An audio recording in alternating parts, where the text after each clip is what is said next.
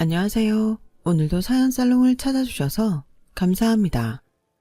저는 지방에 사는 40대 중반의 여성이에요. 저는 예전에 한번 이혼을 했답니다. 어릴 때에는 이혼이라는 힘든 일이 제 인생에 생길 거라고는 상상도 하지 못했는데 산다는 게 정말 아무도 모를 일 같아요. 그때 전 남편 때문에 속을 태웠던 일을 여러분께 들려드리려고 해요. 저와 남편은 남편의 지인의 소개로 만나게 됐어요. 거래처 아는 사람의 결혼식에 갔을 때 저를 본 남편이 굳이 식사 자리까지 찾아와서 자기소개를 했었거든요. 안녕하세요. 저는 심재우라고 해요. 신랑 쪽 오신 거 맞죠? 아까 인사하는 거 봤거든요. 참 인상이 좋으세요. 청순하시고. 그런 말 많이 듣죠? 아, 예. 안녕하세요. 저 근데 저쪽에 아는 분들이 있어서 저 자리를 옮겨야 될 것 같아요. 실례할게요. 첫 만남에도 그 사람은 인상이 어째 좀 느끼하고 제 타입은 아니어서 그렇게 마음이 가지는 않았어요. 그리고 잘 알지도 못하는데 지나치게 빈말을 하는 것 같아서 부담스럽기도 했어요. 그런데 남편은 저의 어디에 꽂혔는지 그렇게 절 소개시켜 달라고 주변에 졸랐다고 하더군요. 여미씨, 그냥 내 얼굴 봐서 한 번만 만나보면 안 돼? 여미씨 결혼 생각 없는 건 아는데 심재호 씨 친구가 우리한테 인테리어 소개를 많이 시켜줬거든. 한 번만 부탁하자, 응? 이렇게 저한테 사정하신 분은 제가 카페를 열 때 인테리어를 해주셨고 계속해서 저희와 일을 하시는 분이었어요.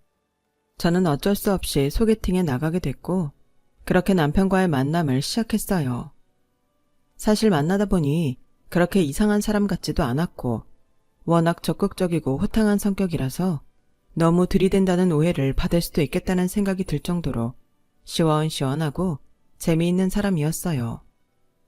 앞에서도 말했지만 제가 남자 사귀는 거에 관심이 없는 편이라 남자들을 많이 만나보지도 않았고 그저 돈 잘 벌어보겠다고 일만 하면서 살아서 사람 볼 줄도 잘 몰랐던 것 같아요. 저는 그 남자가 저한테 보여주는 모습만 보고 결혼 후에도 저를 편하게 해주고 재밌게 살려니 하고 결혼을 하기로 했어요. 하지만 결혼 생활은 처음부터 순탄치가 않았어요. 결혼 후 알게 된 그의 첫 번째 본 모습은 그 사람이 내기 골프에 미쳐 있다는 거였어요. 남편은 신혼여행 갔다 온 다음 날부터 골프 가방을 메고 집을 나가서 이틀도 좋고 사흘도 좋고 들어오지 않았어요. 리조트나 근처 숙소를 잡고서 죽치고 내기를 하는 거였죠. 처음에는 오랜만에 친구들 만나서 공 좀 치겠다고 해서 그런가 보다 했는데 그게 아니었던 거예요. 그 사실을 알게 된 건 결혼 한 달 후 웬 남자가 남편 친구라며 불쑥 제 카페에 나타났을 때였어요. 안녕하세요, 재수씨. 저 재우 친구인데요. 이 자식이 저한테 골프 내일이 져놓고 돈을 안 갚네요. 그때 리조트 쓴 비용도 제가 냈거든요. 일주일째 연락도 안 되고 해서 어쩔 수 없이 이렇게 찾아왔습니다. 리조트 비용은 제가 이해를 하겠는데요. 골프를 졌다고 돈을 안 갚다뇨? 혹시 골프 치는 걸 무슨 내기 같은 걸로 하는 거예요? 아, 모르셨구나. 아, 이거 그 자식이 알면 나한테 뭐라고 한 소리 하겠는데. 아무튼 그렇게 됐어요. 어차피 아시게 된 거 저한테 좀 주셔야겠는데요. 그게 다 해서 얼만데요? 450만 원이요. 네? 그렇게나 많이요? 어쩌다 보니 저희도 그렇게 됐는데 이거 갖고 뭐 신고하네 그러지는 마시고요. 어차피 재우도 같이 한 거잖아요. 저는 너무 놀라고 당황스럽기도 했고 알바생하고 손님들 눈치도 보여서 얼른 근처 은행에 가서 돈을 찾아주고는 바로 돌려보냈어요. 저는 하루 종일 일이 손에 안 잡힐 만큼 신경이 쓰였고 그날 밤 늦게 술 한 잔을 걸치고 온 남편을 보자마자 물었어요.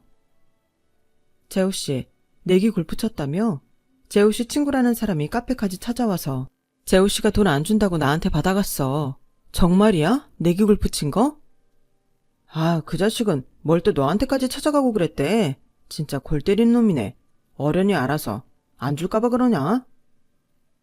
근데 450만 원씩 그렇게 큰 돈이 걸리면 어떻게 해? 잘못하면 재우씨 큰일 나. 무슨 일 생기는 거 아니야? 아니야. 생기긴 무슨 일이 생겨. 그런 일 없어. 그것도 리조트 방값이랑 밥값이랑 이거 저거 다 들어가서 그런 거야. 아니, 그런 돈을 왜 빌려서까지 쓰고 다녀? 리조트 비용 낼 상황이 아니면 그냥 집에 오지. 야, 너 자꾸 찡찡거릴래? 놀다 보면 그럴 수도 있지. 오랜만에 만나서 기분 좀 내다가 그렇게 된 거야. 왜? 그 450만 원 내가 안 돌려줄까봐 그러는 거냐? 진짜 치사하게 구네. 다음 달에 줄 테니까 걱정하지 마. 라며 큰 소리를 버럭 지르는데 저는 너무 깜짝 놀랐어요. 결혼 전에는 그렇게 소리를 지른 적이 없었거든요. 어제는 소리 질러서 미안해. 근데 신혼 초부터 잔소리하는 것 같으니까 나도 모르게 욱했어. 그날은 어쩌다 보니 그렇게 돈도 쓰고 내기 굴프도 했는데 이제는 신경 쓰지 않게 할게. 알았어. 일하고 있는데 재호 씨가 돈 안 준다고 돈 달라고 불쑥 모르는 사람이 나타나니 나도 놀랐으니까. 알았으니까 얼른 출근해. 아침에 사과부터 하고 출근하는 남편을 보고 그래, 사람이 살다가 실수할 때도 있지. 라며 제 마음을 다독였어요. 그 사람 말을 믿고 싶기도 했고요. 하지만 남편은 제 기대를 보기 좋게 저버리고 또 골프채를 메고 토요일 일찍 나가서 월요일 새벽에야 들어왔어요. 그렇게 5개월이 지났고 저는 이 사람한테 속았다는 생각이 그제야 들기 시작했어요. 그동안 저한테 내기값을 받으러 온 사람이 2번 더 있었고 그것도 다 300만 원이 넘는 돈이었거든요. 하지만 그저 저한테 좋은 사람인 척 했다는 생각뿐이었지 더한 걸 속였다는 생각은 못했어요. 연애 때는 시원시원한 사람이라 발이 넓을 거라고는 짐작했어요.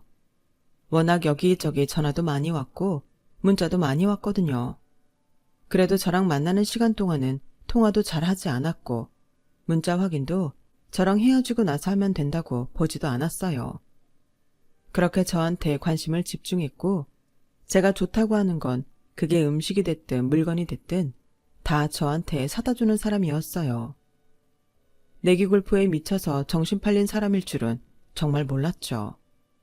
게다가 이제는 평일에도 집에 들어오는 시간이 점점 늦어지더니 하루가 멀다 하고 새벽에 들어오는 거였어요. 회사 일 때문에 그러는 거라면 얼마든지 이해할 수 있죠. 그런데 회사에 무슨 특별한 프로젝트가 있는 것도 아니라고 했어요. 자기 입으로 그냥 친구들 만나느라 늦었다고 하는 거예요. 무슨 친구들을 그렇게 맨날 만나서 놀아? 재호씨, 혹시 결혼했다고 마음 놓고 나 팽개쳐두는 거야? 남자들 결혼하면 변한다더니 재호씨는 아주 결혼하자마자 그러는 거야? 아니야, 그게 무슨 말도 안 되는 소리야. 나도 그동안 결혼 준비하느라 친구들 못 만나서 그 친구들 만나느라 그래. 결혼식 때 왔던 친구들도 인사 못하기도 했고. 좀 봐주라. 앞으로는 일찍 다닐게. 제가 좀 까칠하게 말했더니 남편은 사정이 있었다며 안 그런다고 하더라고요. 하지만 이 인간은 자기가 언제 그런 말을 했냐는 듯 하루가 지나고 또다시 늦기 시작했어요.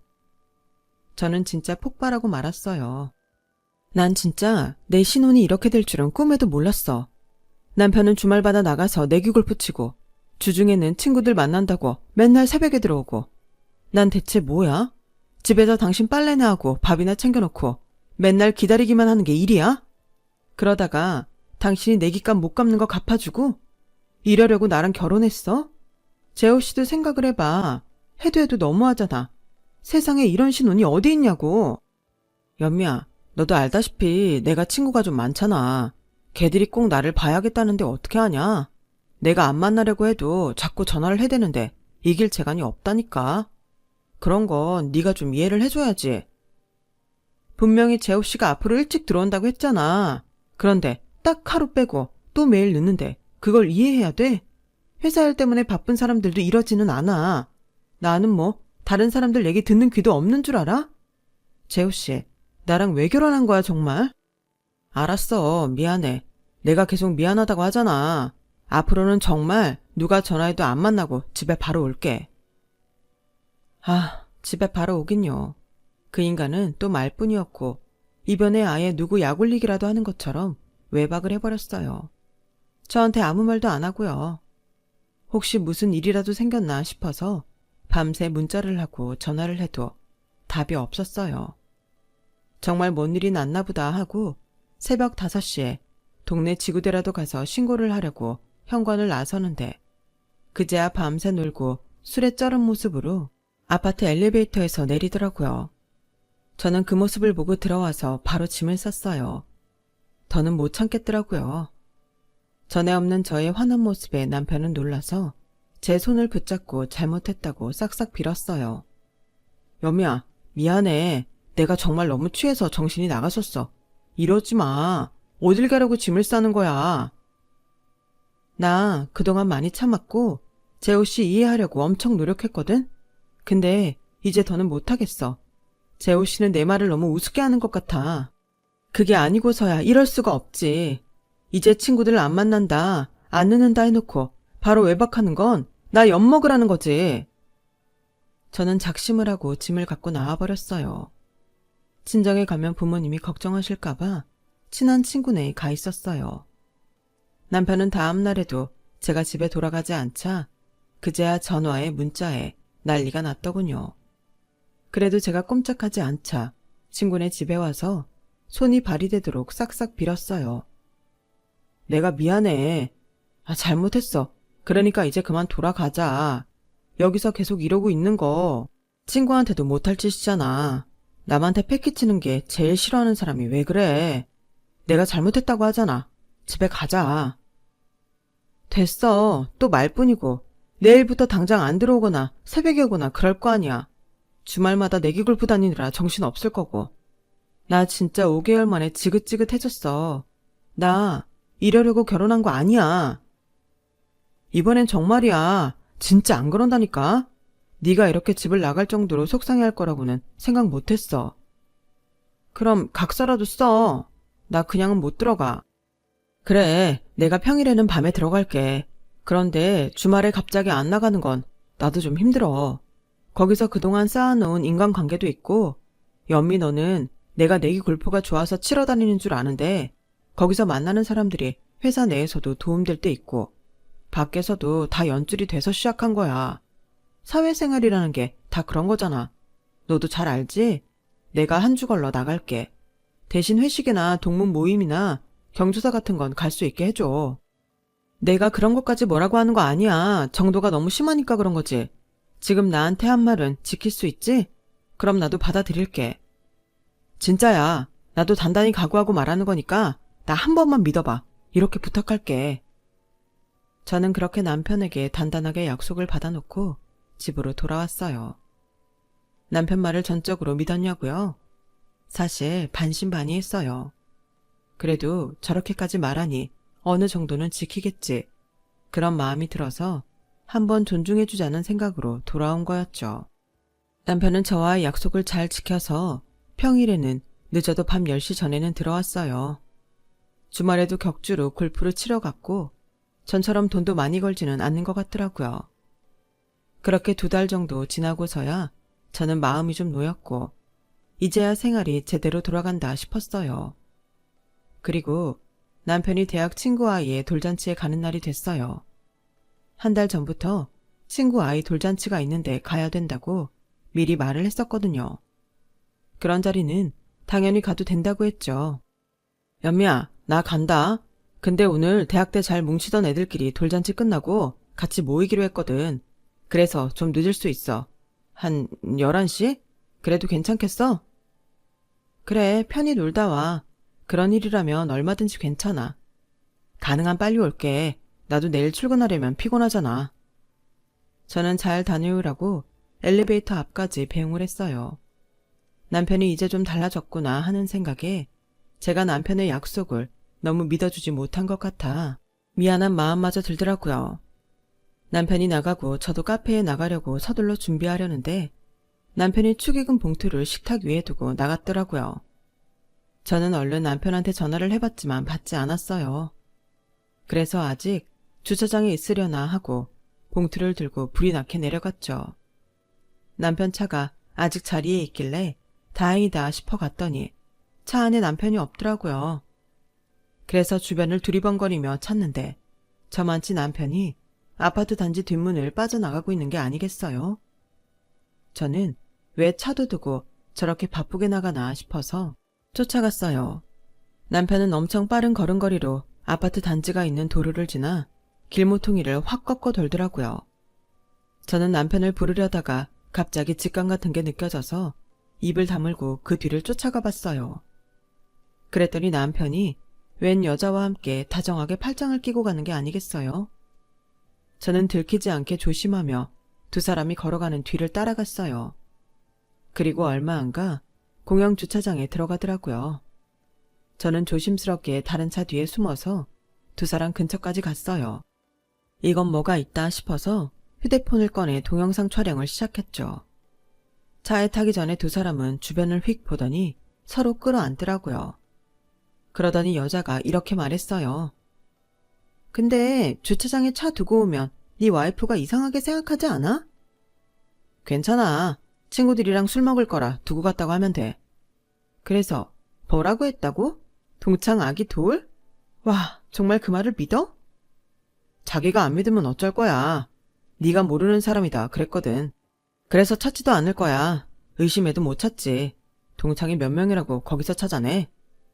하여간 그런 머리 하나는 잘 돌아가.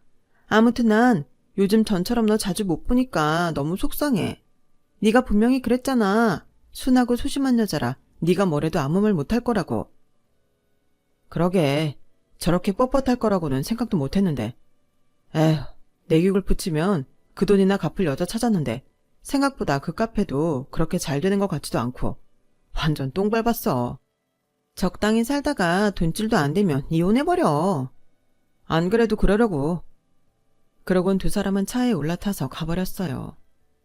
어떻게 집에 돌아와서 카페까지 갔는지 지금도 기억이 안 나요. 그만큼 저는 정신적 충격을 받아 완전 얼어붙었고 하루 종일 실수만 하다가 결국 알바생들한테 맡기고 집에 일찍 들어와서 거실 바닥에 털썩 주저앉았어요. 그제야 저는 제가 뭘 보고 들은 건지 다시 생각할 수 있었어요. 그 여자가 누구였는지 기억을 더듬자 결혼식 때 남편이 아는 누나라고 하객으로 왔던 여자였어요. 어떻게 나한테 이런 일이 생길 수 있는지 이해가 되지 않았어요. 저는 그렇게 넋을 놓고 한참을 있다가 가까스로 정신을 추스렸어요. 이대로 있어서는 안 된다는 의지 하나로 어지럽고 토할 것 같은 그런 상황에서도 버텨냈던 것 같아요. 남편은 밤 11시 20분쯤 들어와서 자기가 너무 늦었다며 오버를 하며 미안하다고 하더라고요. 저는 등을 보인 채 잠이 든 척했고 남편도 혼자 떠들다가 내가 완전히 잠들었다고 생각했는지 자기도 옆에서 자더라고요. 다음날 저는 남편보다 일찍 나와서 카페 오픈 준비를 한 후 알바생에게 부탁을 하고는 바로 심부름센터를 찾았어요. 이혼 증거를 쓸 수 있게 남편 뒤를 캐달라고 했죠. 그리고 저는 카페로 돌아와서 아무 일도 없었다는 듯 매장에서 일을 했어요. 심부름센터를 갔다 온 뒤로 저는 이상할 정도로 침착해져서 시간이 갈수록 더 이성적이 되어가는 기분이었어요. 집에서 남편 얼굴을 봐도 아무 말도 하지 않았고요. 남편은 집에 들어올 때마다 자기가 안 늦었다고 오만 생색을 다 냈어요. 저는 당장이라도 남편 머리털을 다 뜯어놓고 몽둥이로 두드려 패고 싶었지만 그런 감정을 꾹 눌러놓고 그 인간이 쇼하는 모습을 묵묵히 지켜만 봤어요. 그렇게 일주일이 지나고 다시 심부름센터에 갔더니 거기 직원이 이렇게 말하더군요. 여기 이 두 사람은 사귄 지 굉장히 오래된 사이예요. 제가 두 사람 사이 직원한 남편분 친구 말도 녹음했고요. 이건 사모님과 결혼 후에도 같이 다녔던 호텔들 목록이에요. 이번 주에 회사 점심시간에 만난 사진들 여기 있고요. 남편분 카드 내역까지 제가 싹 뽑았으니까 충분히 증거가 될 겁니다. 심부름센터에서 내민 증거들은 보면 볼수록 정말 기가 막힐 뿐이었어요. 그 인간은 저를 완전히 우습게 보고 있었던 거였죠. 눈꽃만큼의 애정마저 그 자리에서 전부 사라지더군요. 저는 그 길로 유명한 이혼 변호사 사무실을 찾아갔고 바로 변호사 계약을 마치고 돌아왔어요. 그리고 얼마 후 남편은 회사로 온 이혼 소장을 받았다며 흥분해서 카페로 저를 찾아왔더군요.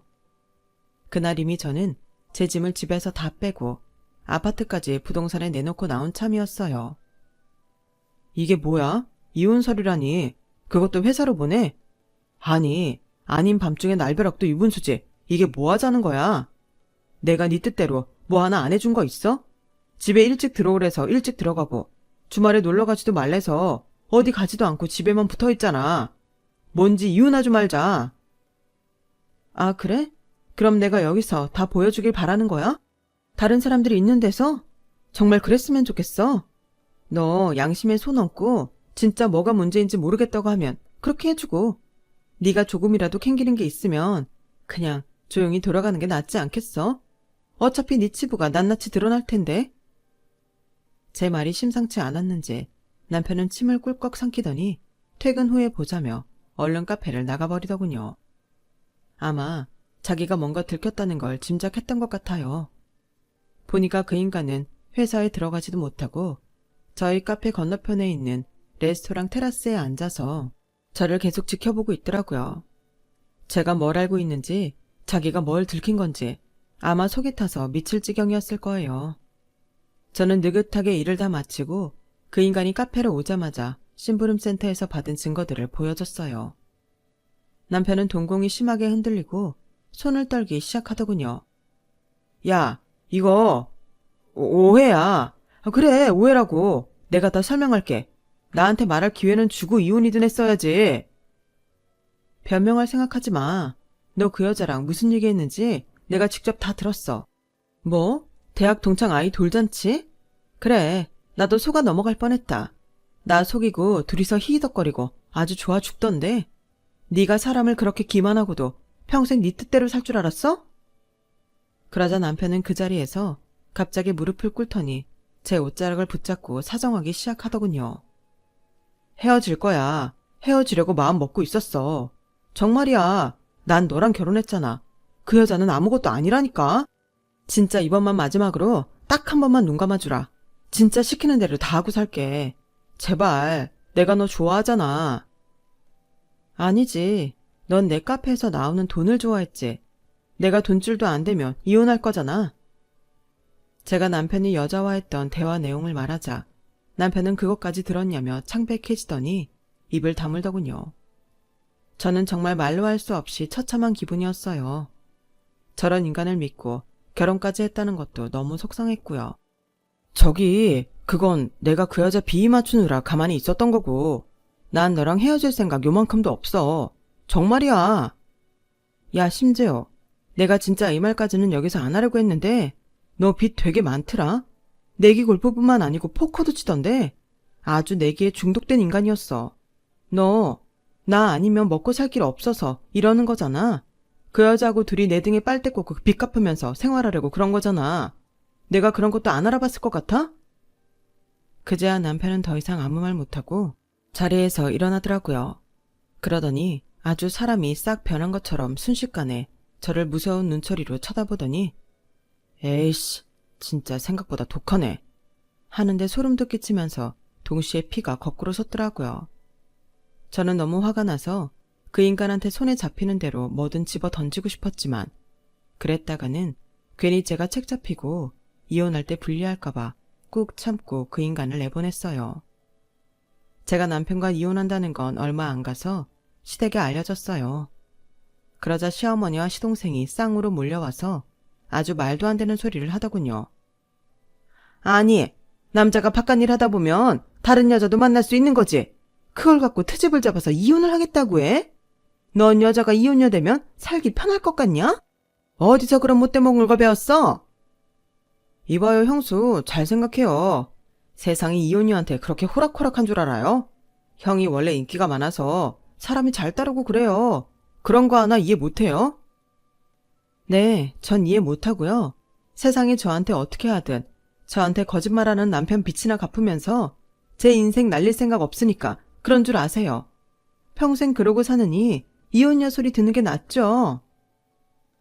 아니, 어디서 뚫린 입이라고 그딴 소리를 함부로 해? 너 진짜 혼나고 싶니? 시어머니가 적반하장으로 고래고래 소리를 지르는데 그때 누군가가 카페에 들어와 두 사람을 향해 화를 냈어요. 그만들 하세요. 정말 더는 못 들어주겠네요. 영업하는 가게 오픈 전부터 찾아와서 그런 말도 안 되는 소리를 합니까? 이거 영업방해인 건 모르세요? 저희 레스토랑 여기 건너편인데 저희까지 방해를 받아서 안 되겠어요. 경찰 부를까요? 그렇게 말한 사람은 다름 아닌 전에 남편이 앉아서 저를 지켜보던 그 레스토랑 사장이었어요. 그 사장님이 세게 나오자 두 사람은 더 이상 말 못하고 그 자리에서 나가버리더군요. 제가 사장님께 감사하다며 불편하게 해서 죄송하다고 하니 사장님은 그런 말 말라며 저를 따뜻하게 위로했어요. 저희가 방해될 게 뭐 있겠어요. 듣자 하니 너무 말도 안 되는 소리로 사람을 괴롭히길래 그랬던 거예요. 힘내세요. 저도 막장 갔던 전 와이프랑 이런 일 겪어봐서 좀 알아요. 다 잘 될 거예요. 사장님은 그렇게 저를 위로했고 저는 그래도 제 마음을 알아주는 남이 있다는 사실에 큰 위안을 받았어요. 결국 남편은 제가 원하는 대로 위자료를 주고 제가 갚아준 돈에 더해 정신적 피해 보상까지 해주는 걸 전부 떠안고 이혼 서류에 도장을 찍었어요. 나중에 들었는데 남편이 여기저기 이혼 변호사들 찾아다녀 봤는데 소송까지 가면 훨씬 더 불리하다는 말만 들었다는 거예요. 그래서 울며 겨자 먹기로 그나마 그 여자랑 꼬불쳐 두고 있던 돈 전부를 내놓고 저와 갈라서게 됐어요. 시어머니와 시동생은 마지막까지 저한테 악담을 퍼부었어요. 그래, 너 그 돈 갖고 얼마나 잘 사나 보자. 천하의 못된 것이 남의 아들 인생 말아먹었어. 내가 김현미 당신 얼마나 잘 사는지 두고 볼 거야. 시동생이라던 건 결혼 생활할 때도 저한테 형수 대접 한 번 안 하더니 마지막에는 삿대질까지 하더라고요. 잘못은 자기 아들하고 형이 했는데 오히려 적반하장인 인성을 보며 정말 콩가루 같은 집안하고 이렇게 빨리 인연을 끊게 된 게 천만 다행이라는 생각이 들었어요. 아무튼 여러 소란이 있었지만 저는 결국 제가 원하는 위자료와 정신적 피해 보상과 받아야 할 돈 전부를 받고 이혼을 하게 됐어요. 그 후 저는 카페를 접고 집에서 쉬면서 지냈어요. 남편과 시댁 식구들 그리고 남편 빚받으러 온 사람들이 다 알고 있는 그 카페에서 더는 일하고 싶지 않더라고요. 그래도 일을 해야 더 처지지 않고 지낼 것 같아서 다른 가게를 알아보려고 여기저기 부동산을 다니는데 마침 저한테 건너편 레스토랑 사장님한테서 연락이 왔어요. 사장님, 실은 제가 다른 데로 이전해서 레스토랑을 확장하려고 하는데요. 사장님 카페 브런치 메뉴랑 커피들이 확실히 맛있었거든요. 저랑 동업하지 않으실래요? 절대 손해보지 않게 해드릴게요. 동업이라는 게 말처럼 쉽지 않다는 걸 잘 알고 있기에 처음에는 망설였지만 그 사장님이 끈기 있게 저를 설득하고 수익에 대한 설명도 서류를 마련해 와서 자세히 해주고 그 자체를 공증까지 받아 유효한 서류가 되게 해주더라고요. 믿음직스럽고 성실한 사장님 모습에 결국 감동됐고 저는 함께 일을 하기로 했어요. 레스토랑은 예전 사장님이 하던 것보다 좀 더 고급스러운 느낌에 오전 시간대에는 저희 브런치 메뉴를 하고 점심때부터는 원래 레스토랑 메뉴를 하는 걸로 했죠. 자리도 전에 하던 곳보다 훨씬 좋아서 그런지 이전 단골들뿐 아니라 새로운 손님들이 많이 와서 저희 레스토랑은 갈수록 자리를 잡으며 성장해 갔어요. 그렇게 2년이 지나고 저와 그 사장님은 평생을 함께하기로 약속했답니다. 아주 자연스럽게 그렇게 됐다고나 할까요? 서로의 아픔을 잘 알다 보니 상대에게 동정과 연민을 각자 갖고 있었는데 그게 어느새 이성적인 호감으로 발전하게 된 것 같았어요. 뭐 사람 감정이라는 게 그렇게 딱딱 계산하듯이 알 수 있는 건 아니지만요. 아무튼 저희는 어느 순간부터 서로에게 끌린다는 걸 알고 양가 가족들만 모시고서 조촐하게 반지를 교환했답니다. 그렇게 또 시간이 흐르고 재혼하고 1년쯤 지났을 때였어요. 어느 날 저는 레스토랑에 온 손님을 보고 너무 놀라서 소리를 지를 뻔했어요. 바로 전 시어머니와 그 시동생이었거든요. 웬 젊은 여자와 함께 있는 게 딱 봐도 시동생이 여자를 소개시키는 것 같더라고요. 시어머니는 저를 보더니 코웃음을 쳤어요. 오만 찰난 척 다 하면서 겨우 한다는 게 레스토랑에서 서빙하는 거냐? 내 아들 돈 뜯어가서 이러고 사는구나. 너 때문에 우리 재호가 지금 어떻게 사는 줄 알기나 하니? 저는 대답도 하지 않고 직원을 불러서 주문받고 혹시나 무슨 짓 하면 바로 매니저를 호출하라고 했어요. 아무래도 한바탕 난리를 칠 것 같았거든요. 그런데 이상하게 식사가 나올 때까지 조용하더라고요. 하지만 그건 시어머니와 시동생이 작당을 하느라 그런 거였어요. 갑자기 홀이 소란스러워지더니 매니저가 당황해서 저와 남편을 찾았어요. 저희가 가보니 시어머니가 자기 메인 요리에서 벌레가 나왔다며 손에 이상하게 생길 걸 들어 보이고 난리를 치는 거 아니겠어요? 저는 감이 오는 게 있어서 매니저에게 얼른 CCTV 화면 확보해 놓으라고 조용히 말했어요. 매니저가 CCTV를 확인하러 간 사이에 시어머니와 시동생은 제 앞에 서서 아주 당당하게 저를 비난하기 시작했어요. 여기 남의 아들 인생 망쳐놓은 이딴 인간을 직원으로 쓰니까 음식도 이 지경이지. 아니 어떻게 이런 레스토랑 음식에서 벌레가 나와? 야, 이 버러지 꼭 너 같지 않냐? 남들 인생 파탄 내고 돌아다니는 게 꼭 너 닮았잖아. 형수, 아니 이제 형수도 아니지. 김현미 당신 내 형 등쳐먹은 돈 다 어쨌길래 이 꼬라지로 사냐? 남한테 음식이나 내주고 굽신굽신 거리려고 이혼했냐? 그래놓고 음식 하나도 제대로 서빙 못하고 이게 다 자업자득이라는 거야. 남의 인생 망쳐놓고 너는 잘 될 줄 알았냐? 그때 매니저가 와서 남편 귀에 대고 뭐라고 하자 남편이 아주 냉정한 표정으로 두 사람 앞에 나섰어요. 손님, 그 벌레 정말 음식에서 나온 거 맞습니까? 지금 솔직히 말씀하시면 없던 일로 해드리겠습니다. 무슨 소리야? 여기서 나왔지? 그럼 이게 왜 여기 있어? 정말 이러실 겁니까? 저희가 CCTV 확인해봤는데 손님이 가방에서 뭘 꺼내서 음식을 떨어뜨리는 게 정확하게 찍혔거든요. 제가 분명히 말씀드렸죠? 지금 솔직히 말씀하면 넘어가 드린다고요. 그런데 끝까지 거짓말 하셨으니 경찰 부르겠습니다. 그리고 지금 이분한테 계속 막말들 하시는데요.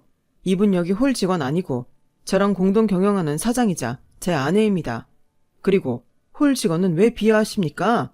홀에서 일하는 게 뭐가 어떻다고요? 이거 전부 다 해서 명예훼손에 영업방해까지 다 고소할 테니까 그렇게 아시죠? 매니저, 여기 바로 신고해요. 두 사람은 완전 뜨악한 표정으로 굳어버렸고 여자는 너무 놀라서 그런 둘을 번갈아 보다가 쪽팔려서 못 살겠다며 자기는 아무 잘못 없다고 남편과 저한테 사정사정 하더라고요. 네, 아가씨는 아무 잘못 없을 거예요. 저 남자한테 속았을 뿐이죠. 저처럼 인생 꼬이고 싶지 않으면 여기서 나간 다음부터 절대 저 인간들 만나지 마세요. 그렇게 여자는 자리를 박차고 나갔고 두 사람은 경찰들에게 끌려나가는 처지가 되었어요. 결국 시어머니와 시동생은 경찰서에 가서 고소만은 하지 말아달라며 저희 앞에서 싹싹 빌며 천처를 호소했어요. 하지만 이대로 그냥 넘어가면 언젠가 또 이런 짓을 할 거라는 걸 저는 너무 잘 알고 있었고 남편 역시 그랬죠. 저희는 그대로 고소를 진행했고 두 사람은 벌금을 받게 되었어요. 그날 경찰서에 시어머니와 시동생을 데리러 온 전 남편은 고개를 푹 숙이고 저를 똑바로 쳐다보지도 못하더군요. 그 뻔뻔한 인간도 자기 엄마와 동생이 얼마나 쪽팔린 짓을 했는지 아는 건지 저와 눈을 안 마주치려고 피하는 게 보였어요. 그 일 이후로 전 남편과 그 식구들은 다시는 제 앞에 얼씬도 하지 않았고 저는 남편하고 잘 살고 있네요. 지금은 귀여운 아들, 딸까지 낳고 행복하게 살고 있답니다. 제 이야기는 여기까지예요. 들어주신 분들 모두 건강하시고요. 항상 좋은 일 넘치시길 바랄게요. 감사합니다. 여러분, 사연 댓글에 응원과 현명한 조언 부탁드려요. 좋아요와 구독은 저에게 큰 힘이 됩니다. 오늘도 좋은 일 가득하세요.